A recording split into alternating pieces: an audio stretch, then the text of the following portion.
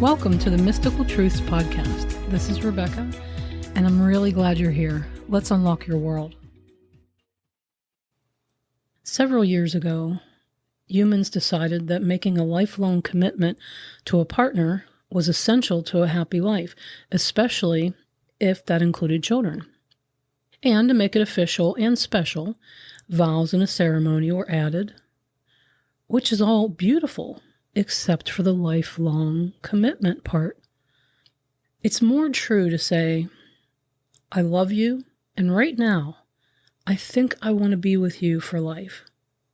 I know we all grow and change, so let's have fun and see how this goes. Our individual happiness will always be important. I wrote the wedding vows for my daughter and son-in-law's ceremony, and I performed their ceremony. And in it, I wrote, the wedding ring is a never-ending circle that symbolizes that once love is realized between two people, regardless of how that love plays out in life, it is eternal. And that's true because once a relationship between two souls is formed, it is eternal, but not necessarily in physical life. Once you've made any connection with another person, you've made a connection with their soul, and you'll know each other always. You may even share physical lives again at some point. But that does not mean that you have to stay together for the rest of your physical life, whether it's a friendship or a partnership like marriage. It's really a lovely thing when two people find joy together for the rest of their lives. But it's also a beautiful thing when two people recognize that they've grown in different directions, and they're okay with that.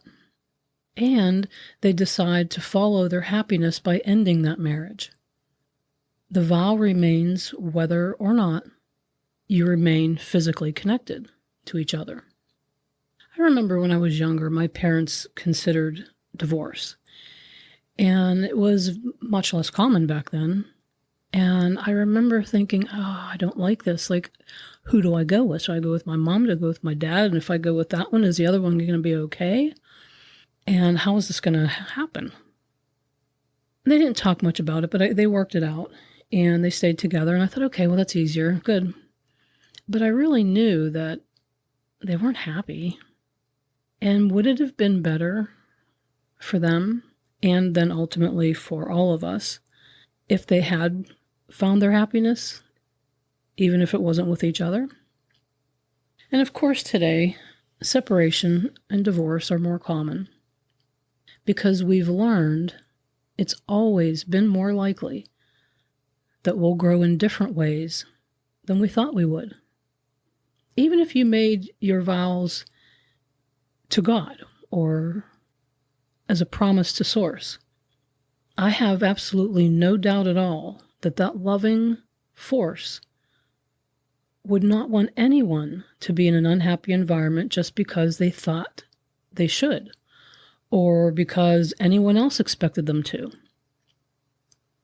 Suffering and self-sacrifice have never been requirements here, at least not from Source's perspective. And when I say Source, I mean God, infinite intelligence, whatever you want to put on it. That unconditional, loving energy wants joy and happiness for you and for everyone else, just like a caring parent wants for their child. And speaking of children, what is suffering through a bad marriage teaching them? Are we teaching them that your own happiness is not important? You just have to suffer through it, be miserable, be frustrated, be controlled, and feel powerless because you made a promise before, and because that's what people expect you to do if you're a good person. I mean, where do we get this stuff? And if your children are threatening you with an ultimatum, like, you either have to stay married or I'm not going to talk to you anymore, I won't be a part of your life anymore. What are you teaching them by staying in that marriage? To be powerless? To be controlled by the very ones who love you? that someone else's happiness is more important than your own? Is that what you want to teach your kids? What God would teach that? Also, in the vows that I wrote for my daughter and son-in-law, I wrote, it's important to acknowledge that love is more than an emotion. It's the core of who you are. A love commitment such as marriage is an intention to share your life and love with your partner. An intention. Happiness is a decision. To love life often, to make peace with the variety of this world, and to appreciate all that life has to offer. The choice to be happy is redecided moment by moment every day. Happiness cannot be traveled to, owned, earned, or given to you by another. It is your individual birthright, but you each must claim it. Love and happiness are yours for the taking. Choose individually and unitedly. The future is yours to create. Because we can choose unitedly to end a marriage. You can choose to respect each other and remain on good terms, especially to teach your children that that's how we do things. If we want to have a good life, if we want to be happy, we can be happier if we do this life more separately than we have before.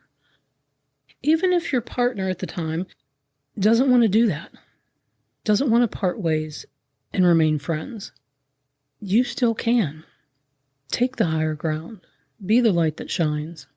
For everybody, not just for your children or for your close family members. Even if your former partner, your children, your relatives, friends won't support you in your decision initially, once they see you're truly happy, they'll come around. I would say to them, my well-being is important, and so is yours. But we can't choose what that is for anyone but ourselves. We all change over time, and sometimes we grow in ways that just no longer match. That just means our time together in that type of relationship is done. We've each gotten all we needed to out of that dynamic. It's time to grow and explore differently. So it's kind of like when two friends swear a vow of lifelong friendship, but then eventually life takes one this way, one that way, and it's all good. Because I think it's time that humans stop requiring suffering in the name of God or Source, who never, ever requires or demands or agrees with that. One example, I was listening recently to a woman talk who was originally from India, and she was saying how, years ago, her family was going through the preparations to arrange marriage for her, and she was being groomed her whole life to be a wife and take care of a household. And as it got closer to when she would be forced to marry someone, she decided she just couldn't do it. She knew the whole time it wasn't in her. So she didn't, and she left, moved out of the country, because she said there wasn't a man in India after that would marry her. And she found love, and she married and had a happy life. And she discovered along the way that other women learned from what she chose, and it empowered them to not be forced into a marriage for the rest of their lives that they didn't want to go into. But here in this country, we pick, for the most part, I would imagine, we pick our partners, and we do have good intentions. We really feel like, I love you. I want to spend the rest of my life with you. And sometimes that's the case. But this is a big world, and we change so much. And sometimes that's just in two different ways. And I also think it's time that we just know that we can separate and not be married anymore, but still remain on good terms. We can still be friends. We don't have to be married. But I think what happens is people let that go on and on and on. until it's just imploding. And then it's hard to find that friendship that was in that love relationship in the past. And I think we just let what we think we're supposed to do, or what we think maybe God wants us to do, I think we let that force us to stay in situations that just keep chipping away and chipping away and chipping away at any love that was there. Little by little, some of it goes, more of it goes. In some cases, you feel no love at all for that person anymore. Maybe even anger or frustration, resentment, when it never has to go that far. Not for the kids, not for the family, not for the church, and certainly not for your Creator. Because when we're not feeling it, it's not there. It's somewhere else. Your happiness just isn't there anymore, and that's okay. Catch it early and just admit to each other, if you're sure that it's just not there anymore or that it's not workoutable.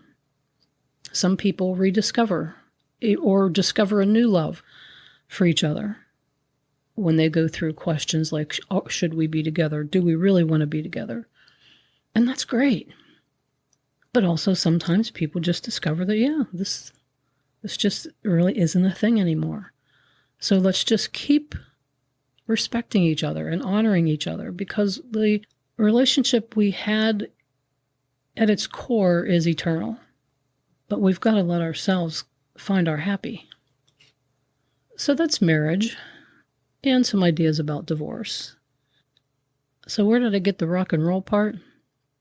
Well, that just kind of came to me as another interestingly odd way that very vocal and opinionated people tried to ban happiness and fun.